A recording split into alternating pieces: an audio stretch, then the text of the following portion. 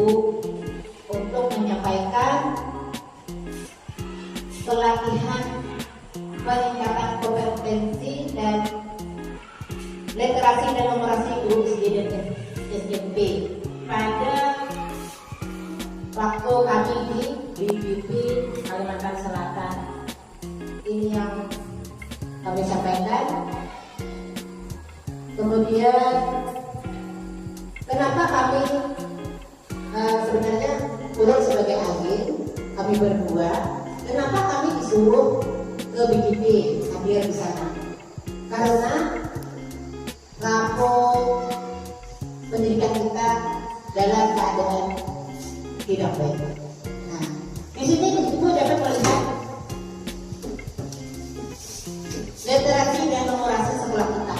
Nah, di sini kemampuan literasi kita, murid kita kurang. Karena apa? Karena kemampuannya kurang bisa dalam membaca. Kemudian lagi, kemampuan numerasi murid kita kurang. Nah, belum standar banget. Nah, di sini ada lagi yang mempengaruhi karakter murid kita sedang. Kemudian lagi, kualitas pembelajaran kurang. Dalam kualitas pembelajaran kita, yang perlu kita ubah yaitu metode pembelajaran, pengelolaan kelas, dan hubungan psikologi kepada murid kita. Nah, itu yang menjadi akar masalah bagi kita. Kemudian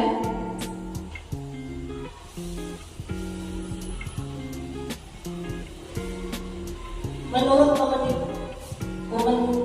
rekomendasi dari Kemendikbud, nah ini yang mempengaruhi dari rapor pendidikan kita, yaitu ada 3 indikator penilaian literasi dan numerasi. Yang pertama AKI, yaitu asesmen kompetensi minimal, survei lingkungan belajar, dan survei karakter. Nah, itu banyak mempengaruhi dalam rapor pendidikan.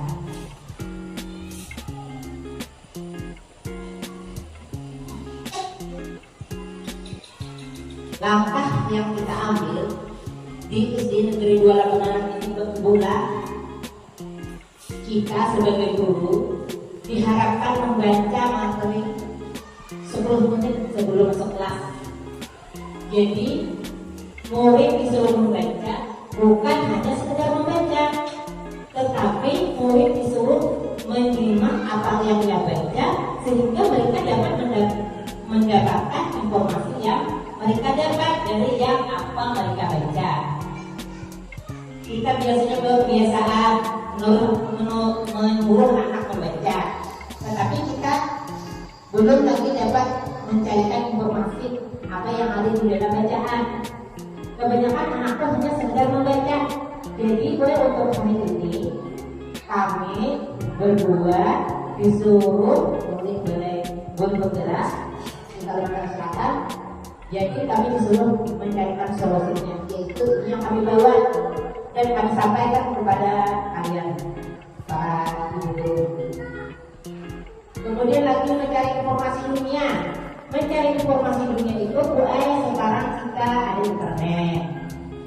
Kita boleh menyuruh anak ibu kita membawa HP atau fasilitas kita yang ada untuk membuka informasi apa yang sulit bagi mereka.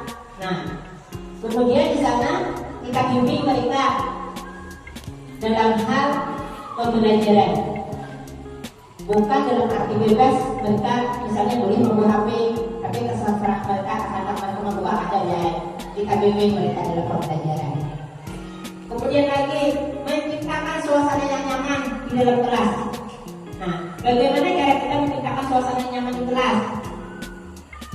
Nah, itu boleh dari kita. Misalnya ada murid yang kurang bisa, mungkin kita dekati, jangan kita biarkan. mereka tenggelam dalam lamunan mereka. Kemudian lagi diharapkan kita menyuruh anak dalam belajar, jangan hanya kita monoton dalam pembelajaran kita. Kita terlena dengan pembelajaran kita. Kita asik menjelaskan, belum tentu ibu-ibu murid kita asik apa yang kita sampaikan. Jadi mungkin kita suruh tidak, disuruh senam kah, disuruh apakah yang membuat mereka refresh. Apa aja kegiatan para ibu-ibu yang dapat menarik murid ibu-ibu sehingga mereka tidak terlalu fokus. Sehingga mereka ada waktu sehingga untuk mengerjakan apa yang kita suruh, karena sudah diberi relax, tidak terlalu monoton dalam pembelajaran. Kemudian lagi, guru diharapkan melakukan refleksi sebelum mengakhiri pembelajaran. Jadi boleh kita kebiasaan kita kurang refleksi kita buat dalam pembelajaran. Jadi boleh kita harus merefleksi anak di akhir pembelajaran. Misalnya pembelajaran apakah yang kita sampaikan. Jadi di situ murid disuruh menjelaskan apa yang sudah mereka dapatkan dari apa yang kita ajarkan. Apakah mereka mengenal atau tidak? Nah, di situ dapat mereka langsung merefleksi, bisa secara tertulis, bisa juga secara lisan anak merefleksi hasil pembelajaran. Kemudian lagi, kami disuruh menyampaikan melatih guru dalam pembuatan soal Q1 dan Q2. Mungkin kita di sini dahulu boleh menjelaskan masalah Q1 dan Q2 dulu, langsung level 1 Bu. Kemudian untuk guru kami akan melatih dalam pembuatan soal.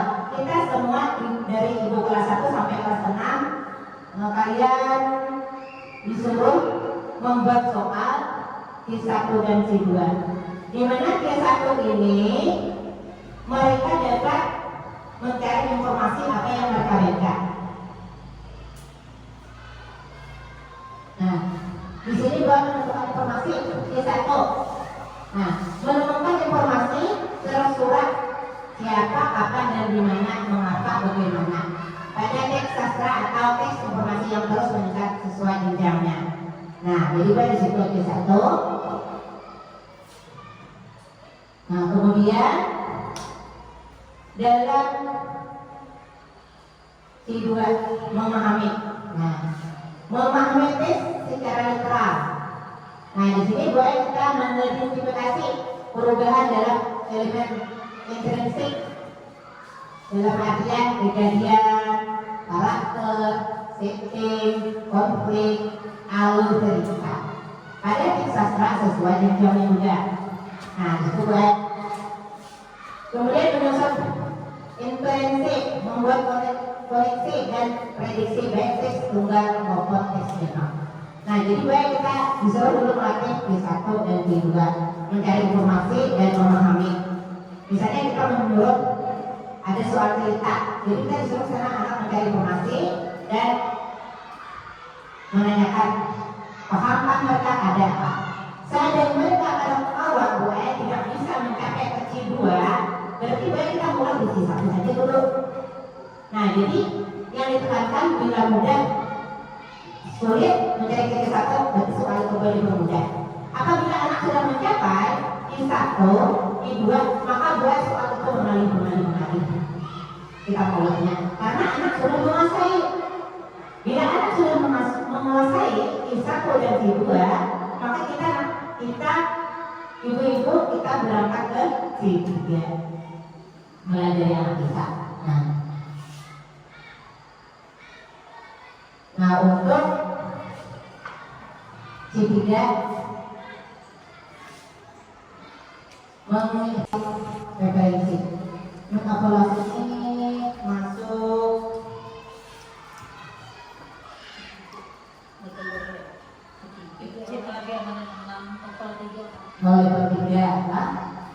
level 3 mengevaluasi dan refleksi. Menilai kesesuaian ilustrasi dengan isi teks sastra atau teks informasi yang terus meningkat sesuai jenjangnya. Yang kedua, merefleksi isi wacana untuk mengambil keputusan, menetapkan pilihan dan mengaitkan isi teks terhadap pengalaman pribadi. Merefleksi pengetahuan baru yang diperoleh dari teks sastra atau teks informasi terhadap pengetahuan yang dimilikinya yang terus meningkat sesuai jenjangnya. Nah, jadi baik, karena kami berdua, kami akan memberikan soal kepada ibu. Nah, sampai di mana kalian mencari informasi yang ada di dalam teks yang kami bagi.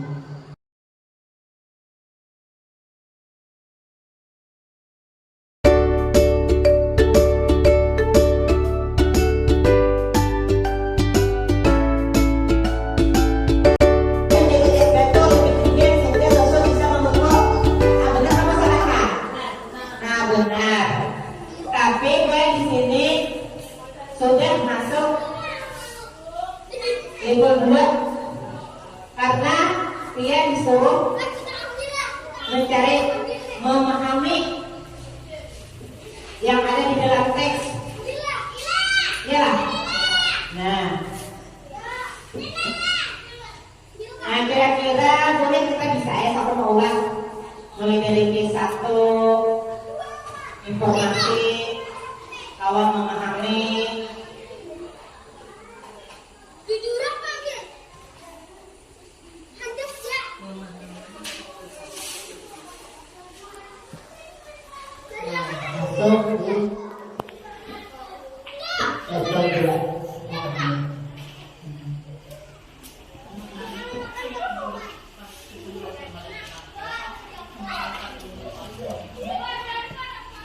Bisa berapa menit? Kelas 1, kelas 2 melalui kata atau suku kata. Misalnya kata desa apa? Misalnya buku. Nah, buku itu apa? Misalnya kelas 1 atau kelas 2. Jadi kita sampaikan aja boleh. Misalnya membaca kelas 1, hanya kata boleh bisa. Buku jangan lupa banyak. Berarti baik harus jelaskan. Buku itu yang dilihatnya, yang nyata. Kayak apa buku itu mulai?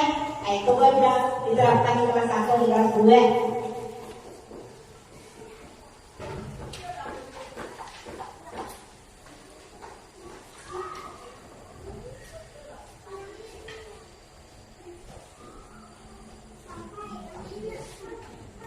Nah, kemudian ada juga setelah melakukan percobaan tes krim darah, Thomas sangat senang karena ia berpikir bahwa hal tersebut memudahkannya dalam membuat tes krim. Tuliskan satu alasan yang mendukung pernyataan tersebut. Apa boleh itu jawabannya?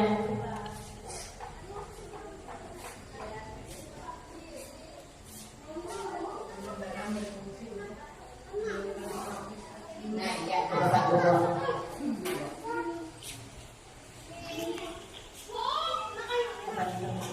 Pernyataannya karena garam berfungsi untuk menurunkan proses sehingga air susu bisa membeku dan menjadi ekspres. Karena tidak membutuhkan lemari es, bisa dibuat bersama teman-teman.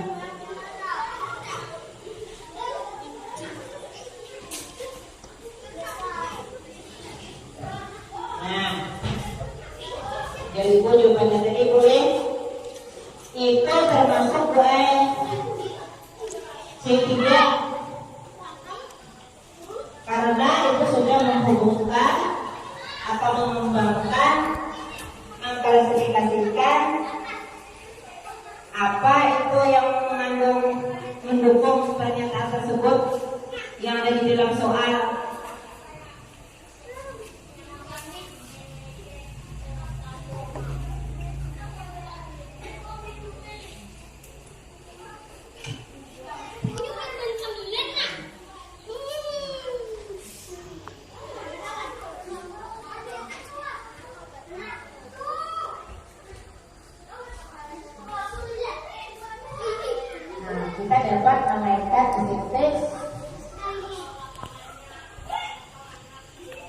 bacaan yang kita baca.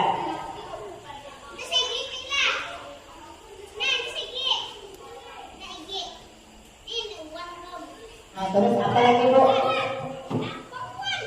Alasan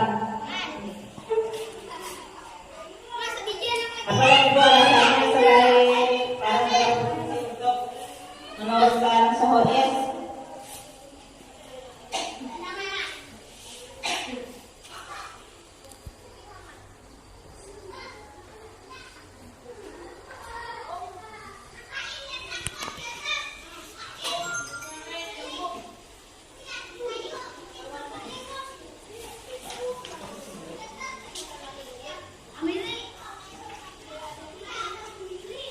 Nah dari situ dulu di 1, di 2, di 3 paham nggak ibu-ibu sekalian?